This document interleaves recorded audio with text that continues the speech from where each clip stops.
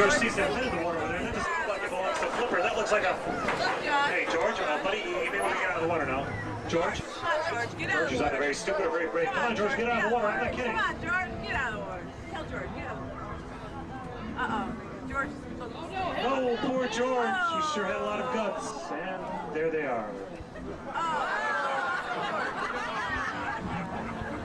We've been trying to catch that shark for a long time, ladies and gentlemen. The shark will take the bait. They can catch him and serve him up. Yes, he's taking the bait. He's taking the bait as well. Hang on, folks.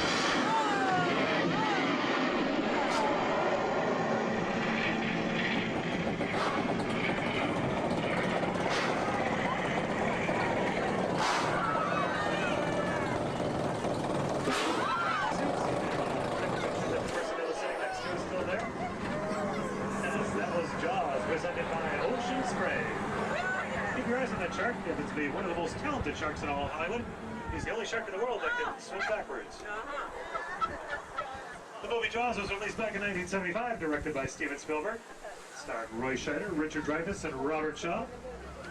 In that film, they used 3 different mechanical sharks.